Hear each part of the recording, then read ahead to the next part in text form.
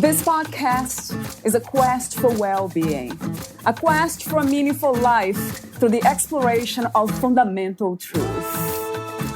Enlightening ideas, insights on physical, mental, and spiritual health. The inspiration is love.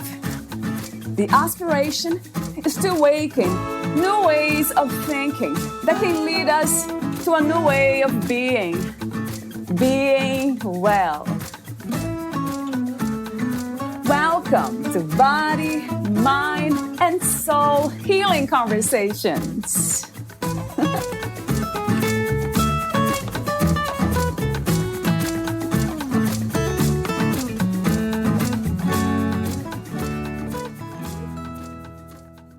These days, I can't even be Nadia's hero. I can't rescue her from life's tragedies. I can only support her with an open heart. The only person for whom I can be ultimately responsible is the 9-year-old girl inside of me. Valeria Teles interviews Laila Tarraf, the author of Strong Like Water, How I Found the Courage to Lead with Love in Business and in Life. Laila Tarraf is a senior human resource executive with over 25 years of professional experience. After graduating with her MBA from the Haas School of Business at the University of California at Berkeley, she became one of the founding team members at Walmart.com. She then served as Chief People Officer at Peet's Coffee & Tea, an iconic Bay Area premium coffee company. Currently, Laila is the head of people and employee experience for AllBirds, is a trusted advisor to entrepreneurs and investors, and is a regular guest lecturer at Berkeley Law School. Laila Tarraf was the chief people officer for Peet's Coffee & Tea, the iconic Berkeley coffee roaster that launched the craft coffee movement in America. But she had a secret. She was failing in the most important relationships in her life. Yes, she was a strong and effective business leader, the successful daughter of immigrants, and the mother of a toddler, but she was disconnected from her own feelings and had little patience for the feelings of others. All that changed when life handed her a trifecta of losses. Her husband died of an accidental drug overdose, and her parents' deaths followed in quick succession. Laila had spent her life leading from the head, convinced that any display of vulnerability would make her soft. And it did, but soft turned out to be strong. As she reconnected to her heart, one painful step at a time, something remarkable happened. She became a better leader, a better mother, and a better person. Her heart turned out to be the true source of her power, at home and at work. This is a book about healing, about waking up, about learning who you really truly are at the core, and reclaiming and embracing all the pieces of yourself you had long abandoned in the name of survival. For women longing for balance, this is a path to opening our hearts and infusing our leadership and relationships with love, compassion, and authenticity. Meet Laila at lailatarraf.com. Here is the interview with Laila Tarraf.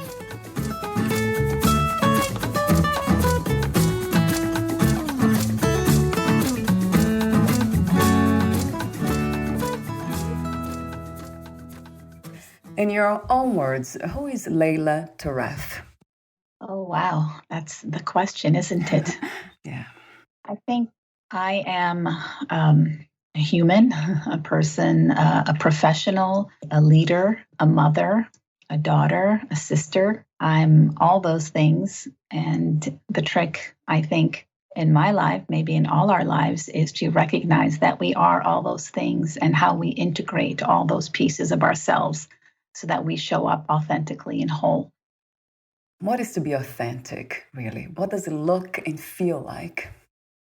That's such a good question. And obviously, in the last 10 years, that word authenticity and leadership has really come into the vernacular. And I see it actually interpreted or used differently a lot. But for me, authenticity has to do with many layers. How you connect to yourself. How well do you know yourself? If you have a level of awareness about who you are, what drives you, your core motivations, your fears, your triggers, the more you are aware of those things, the more you will be able to show up as your true self. So therefore, authentically. Now, we're not perfect, right? Right. We're human, which means Right. we're triggered, we get upset, there's a range of emotions, and how we dance in life with those emotions and allow ourselves to feel everything that's coming up. I mean, that's been the big journey of my life, to be able to recognize and reconnect with what is coming up for me, and to stand in that and not be afraid to show it. That to me is authenticity. The title of your book is Strong Like Water. I love that. How I found the courage to lead with love in business and in life. My question related to the title of your book is, we all have our own definition of love. What is love to you, and what is to lead with love? You ask really good questions. What is love? Again, that's the question for the ages, right? I know the Greeks have many different definitions or nuances for love, right? There's love between a parent and a child, and love between siblings, and a love between a man and a woman, or a woman and woman. But love to me really is about a connection, a deep heart connection that is more powerful than anything else.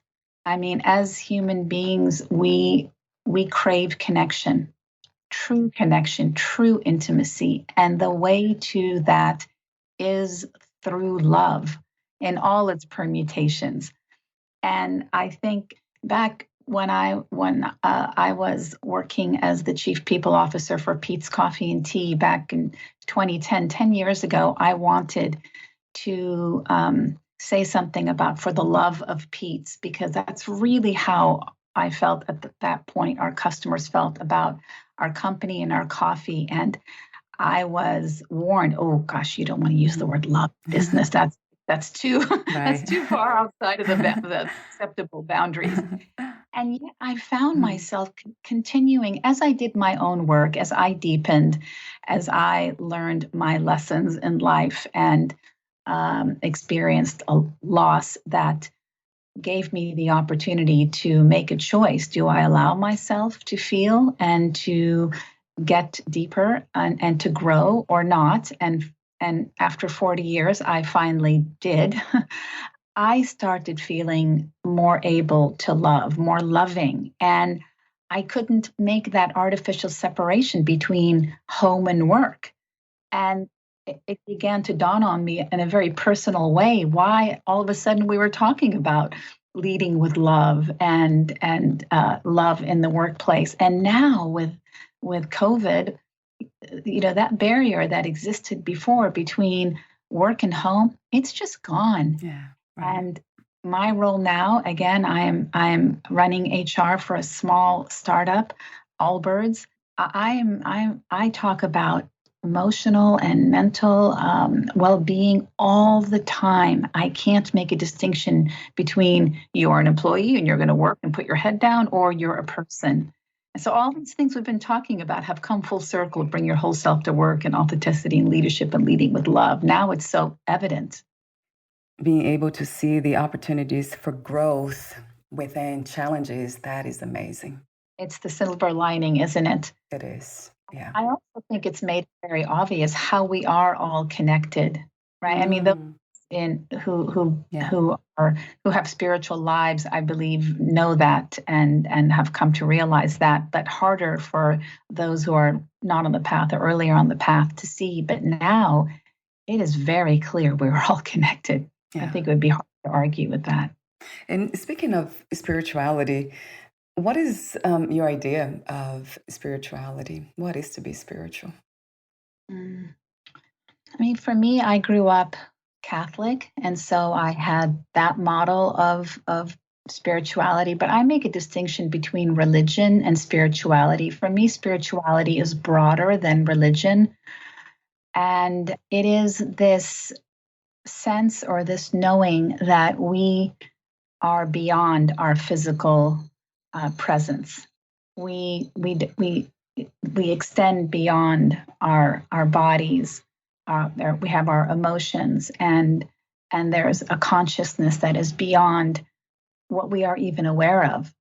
And that consciousness for all of us, I believe, is connected. And so it's a bit abstract, right? And I don't know that I can completely explain it.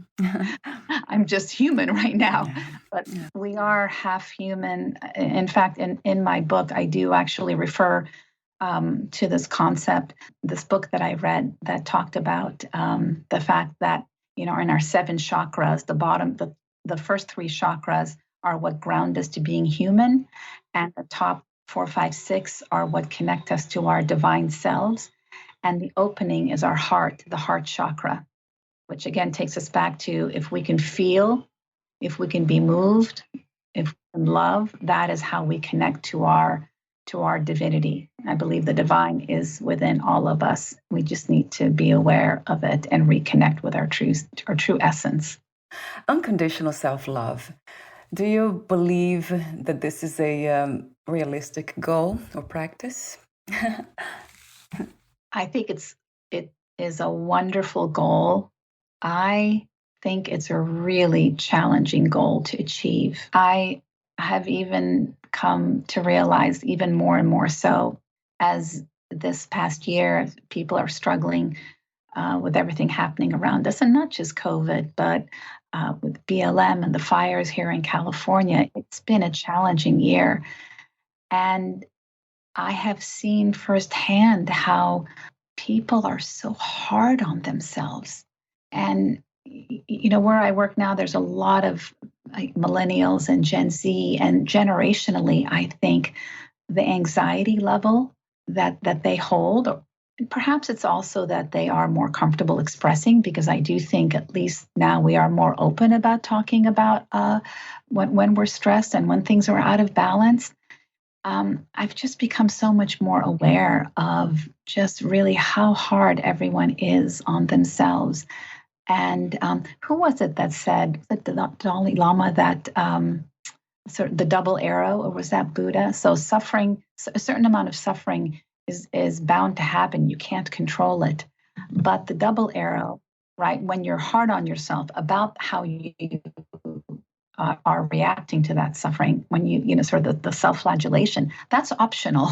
We don't need to do that. Yeah. I always try to remember that when my inner critic gets going. Yeah, it is a practice for life, unconditional self-love, and dealing with the inner critic, as you call it.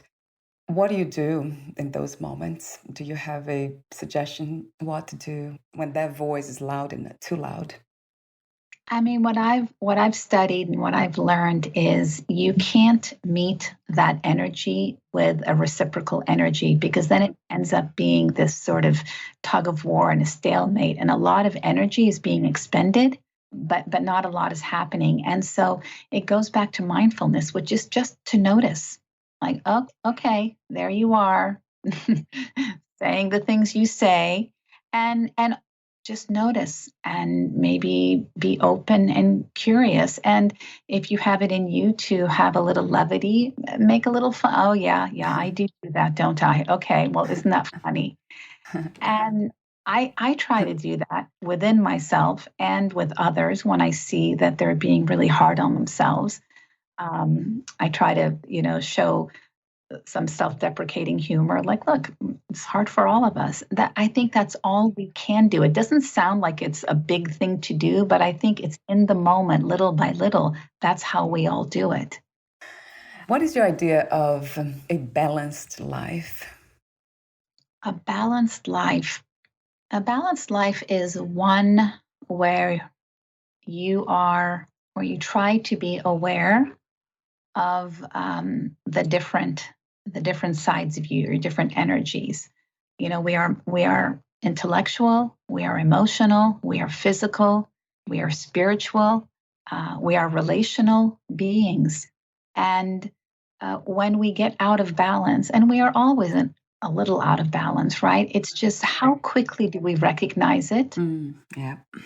And can we shift? And it's a moment by moment thing. So the first is awareness, and the second is the ability to be able to shift. Right? This year has shown a big light on our ability to practice self-care. And maybe before we could have really pushed ourselves, and America's a big workaholic country, but this year it just got to a point where like, okay, that's enough. No more. And so really consciously going out and taking a walk or stepping away from your computer and closing your eyes, whatever that disconnection looks like. We're talking about connection, but that disconnect to rebalance and take care of yourself. And Lamont, the author, says almost anything will work again if you just unplug it, including you. Yeah, reset, right? I love that saying, right? Yeah. Unplug for a minute and rebalance. And just being patient and kind with ourselves at all times. That's something that I try to practice every day. Mistakes I make, not big ones. I try not to make them anymore. Well, you get to a point where where if you are able to get to a place where you are kind to yourself, the mistakes aren't even mistakes anymore. It's like, oh, okay. Yeah. So 2020 has been this different time. So for you, what has changed within? And do you have a vision for a new reality? I truly believe that times of adversity are opportunities for growth, as hard as they are. And this year has given one for the world. And so I do think we have an opportunity to reimagine what life might be like after COVID, and what are those lessons? Can we be grateful for what we have? I will tell you, I am more grateful now for blue skies than I ever have been. For the skies turned orange earlier this year for us here in California. So I think gratitude for the many gifts, so many gifts we've had that we didn't even notice. Right, true. Right. So true. I think that is one big way to reimagine a future for more gratitude and less sort of expectation. I also think this idea of the separation of this is my work life, this is my home life, this is when I'm a mother, this is when I'm, a friend. I really hope that those distinctions will minimize and can collapse. Again, it's not like that in other countries. In the States, those distinctions are more hard and fast. I've lived in France before, and it's not that way there. So I think those are a couple of ways I can reimagine life in a better way. The success, how do you define success these days? And what are the greatest misconceptions about success? Gosh, you have such good questions, Valeria. Thank you. Very, very deep. Success. Well, I think the immediate definition of success is the achievement of a goal or an objective or a certain position in life. Are you successful? Are you not? But if you unpack that a little bit, really, and it's the gift of getting older, right? You set a goal, you achieve it. Am I happy? Am I truly fulfilled? And then what happens almost for all of us, you set the next goal right away. Yeah. You don't even take a moment to just savor the beauty and the celebration of that moment of achieving a goal. Maybe we do some bigger goals, but generally speaking, we're off to the next thing. And I think as you get older, there is an awakening. If we're lucky, at least for me, as I've gotten older, my focus has shifted from the definition of success as a way to achieve and acquire, to one of meaning and significance, the meaning of my relationships, the meaning of my work, the significance of what I do and my actions, even as far as to think of a legacy. I always think about, if I'm really stressed about something, I try so hard to zoom back and say, will this matter in a day or a month or a year or in my life? And usually it's no. And so why am I striving? Right. Again, I think one of the ways that I have grown is I recognize when I was younger, I had this just willful drive, striving to achieve as a way to prove to myself that I was worthy. And again, this is something I talk about in my book, Strong Like Water. When I finally recognized that there's the yin energy to that yang energy, which is allowing. And allowing means, it doesn't mean, I used to think like, oh, it just means like you do nothing. Like, what am I just supposed to sit and do nothing? I didn't understand there was a space between do nothing and lean in so hard, you're actually forcing things that may not want to be that way. So the second you let go, they're going to revert to their natural state. Right. But there is this beautiful middle ground that, again, I think of it as dancing with life, where you're tuned into what wants to happen, what wants to show up, and guide it. Yes, it's not happening to you, but you're co-creating instead of having it happen to you or you on it. Trying. Self-worth. I mean, we talked about unconditional self-love, and this is a topic that's connected: self-worth and self-love. Do you see this being a topic, let's say, for women mostly, or this is something that affects men too, the lack of self-worth? It's a good question. I think realistically, probably everybody has a relationship with self-worth and self-compassion. I think we all struggle with it at some points in our life. I do think women in particular, given the traditional cultural norms and stereotypes, likely have it harder because there is this, right? There's this perfection trap that women get into. We must be beautiful and capable and strong and just, and nothing.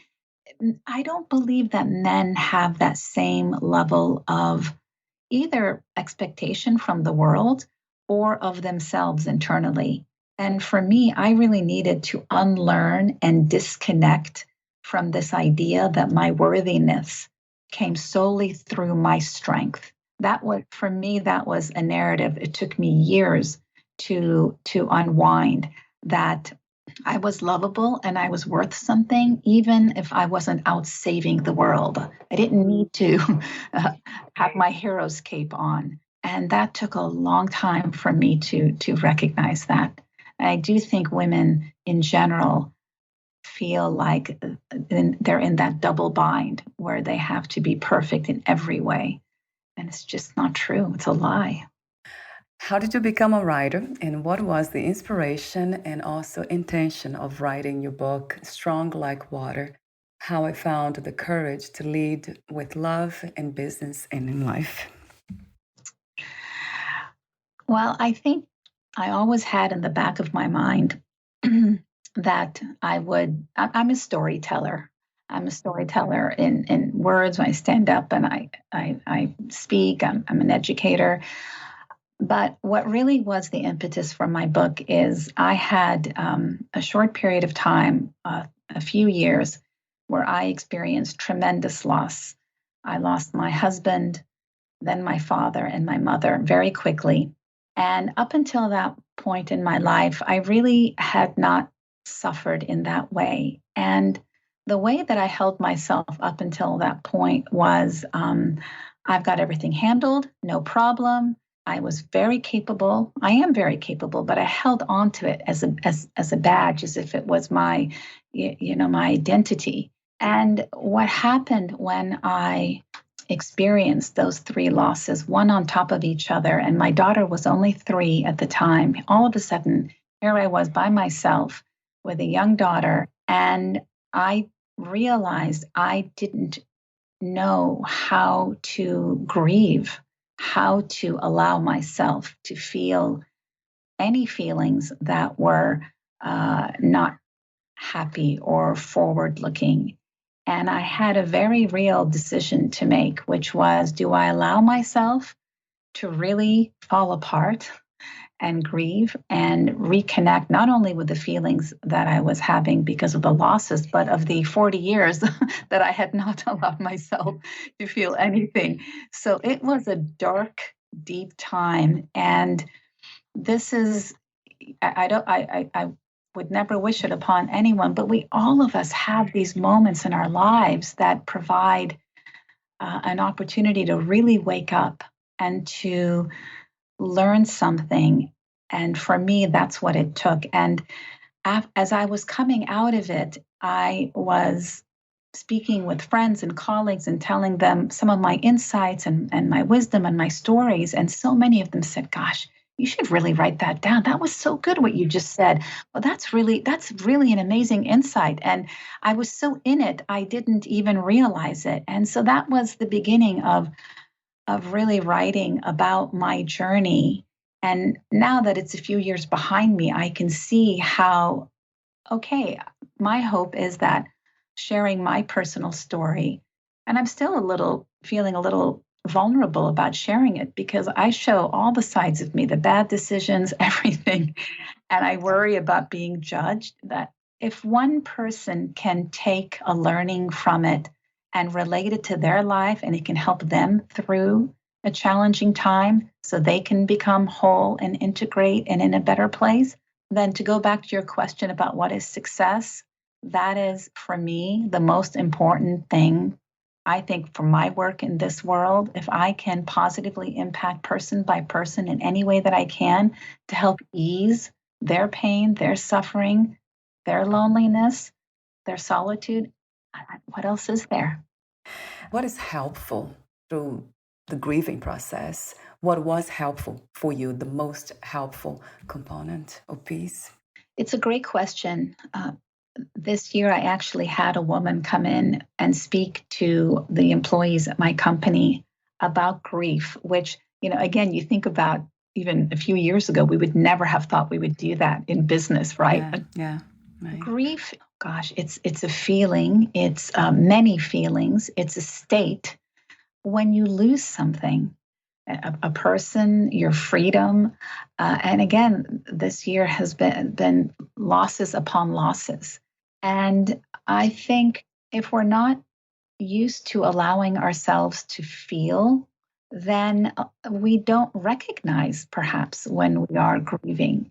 I think, again, Western culture in general, we don't grieve in a healthy way. You look at how other cultures grieve, the open emotional grieving, they bring it out into the open. We don't do that. We kind of tuck it away and put it away. And so I think that makes it harder for us to allow ourselves to know what grieving means and to allow ourselves to feel those feelings. And grief, unfortunately, isn't just, okay, I'm grieving, it's done, I'm going to put it in the box, tie it up. No, it comes like waves. I actually say this in my book. It comes like waves, big waves that crush you. And then other days, small waves that are like ripples, but you are aware that there's a melancholy. There are thousands and thousands of emotions. Someone told me once there were 30,000 different feelings. I think most of us can that's raise a a lot. hand, right? Yeah. Grief encompasses a lot of those in terms of the intensity and the level. And so recognizing when we are grieving, reconnecting to our feelings as a way to allow us to move through the grief is what will get us through it. The only way we make it through grief is to allow ourselves to feel our emotions so that they can be processed internally and then released by the body. If there was any other way, I would have done it. There is no other way. And again, had I not had a daughter, I may I may have just shut down and become brittle and not allowed myself to feel. But I knew, even if it wasn't intellectually, like in the front of my mind, I intuitively knew that if I didn't grieve in a healthy way and reconnect with my feelings, I would not be able to model that for my 3-year-old daughter. And I couldn't do that. And so I went into the valley. Feeling our feelings with honesty. That's so crucial. And with respect, right? I mean, and not judging ourselves, which is a practice every day for me still. What is to be a true hero or heroine? What is to be our own savior, per se? Such a great question. Heroes, I have a saying that I've said for years, that heroes are the sign of a dysfunctional organization, or heroes are the sign of a dysfunctional family. Because being a hero is not sustainable. That's the person that comes in a crisis and says, I'll save the day. And it is, I think, a construct of the ego. I mean, when there's a real crisis and you really need a hero, that is awesome. True. But on an ongoing basis in our lives, playing the hero, all that does is keep you distant from your friends and family and away from yourself. You are not reconnecting with yourself because you are not allowing yourself to be vulnerable and to admit that you have needs and that perhaps you may not know what to do. And again, I know this because I did this, and it is a practice to take that cape off whenever I feel like, okay, I'm going to handle this thing. Mm-hmm. Hold on. Who will that serve? I really ask myself that question. And again, at the very end of my story, my big insight, my big awakening is that the only person you can be a savior for is yourself. You are the only person you can save. You are the only person you can help. You are the only person you can rescue. And trying to do that for someone else comes from a very broken and unhealed place. I think you probably heard about this in psychology. They talk about the drama triad. That's exactly what I was thinking of. And you know who the hero becomes when they become aware and when they do their work? They become the coach. So, and I feel like a lot of my friends who are coaches, we look at each other and we're like, oh, we're recovering heroes, aren't we? I have a few more questions for you. They are the ending questions. Would you like to add anything or read a passage in your book, Laila? Oh, gosh, it's such a good question. Let me pull it out here and I will read you. Since we're talking about heroes, I will read this. While physically my journey had taken me to France, my inner journey brought me back to the little girl in that picture. I fought mightily along the way, fearful that my journey would make me soft. And it did, but soft turned out to be strong. It seemed appropriate that in the end, I wound up being the hero. No, not the hero, the heroine of my own story. Yeah, I love that part too. Yes, that's a wonderful insight to have. And what a beautiful thing to live by, with that clarity that we can only save ourselves. What was the hardest lesson to learn about yourself and life in general, Laila, as of today? I think the hardest one for me to look at still is I've always thought of myself as kind and giving because I was the hero. I was saving everyone. And what I really realized is that came from more of an egoic place, right? Because it helped me feel better about who I was, because I needed to feel strong and capable and like I had agency and that I was able to make things happen, to bend them to my will. I needed that to be true about myself. And for good reason. I had a very hard childhood and I took on that persona as a survival mechanism, and it did save me. But at some point in our lives, our original story, our false narrative that saves us, ends up holding us back from reconnecting with who we really are. And it's the hardest thing to let go because you think you believe it. You think that story is true. And so I realized that no, I am worthy. I am a person outside of being strong and capable. And that's been probably the hardest one. And I swear I go into it like a knee jerk, like it's just, it's so easy. The neural pathways are so deep. Those grooves are so deep. Yeah. I just fall into it every time. Yeah. What is another word for healing? Another word for healing. Growing. I think if you heal, you grow. Yeah. Right? That resonates. As a person. Yeah, it resonates true. If you knew you would die soon, meaning losing the body, would you make any change in your life or do anything in a different way? If I knew I was going to die soon, I would probably quit my job, but then I couldn't travel because of COVID. Right. Yeah. I would probably go to someplace in the world and bring my daughter that needed where I could spread love and, probably with children in a small community. Because that's how, to me, it's all about living a wholehearted life. And there are many ways you can do that. But for me, I think that's what I would do. And the last question is, what are 3 things about life you know for sure as of now?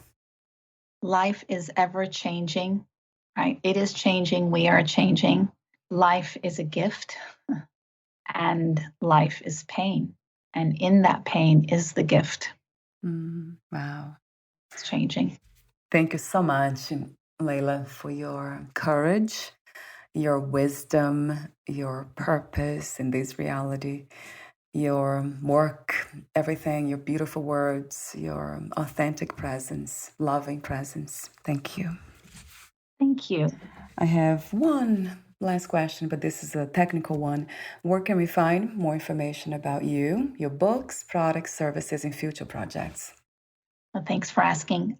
You can go onto my website, and it's www.lailatarraf, LAILATARRAF, like Frank.com, or you can find me on Instagram at laila.tarraf. Wonderful. I'll have those links too on your podcast profile. Thank you. Thank you so much again, and we'll talk soon. Thank you. I've enjoyed it. Bye for now, Laila. Bye-bye.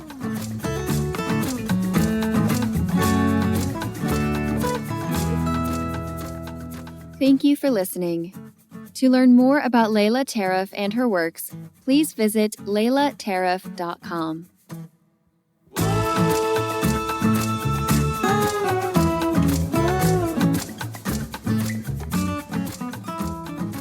To learn more about this podcast, please visit fitforjoy.org/podcast. Thank you again for listening, and bye for now.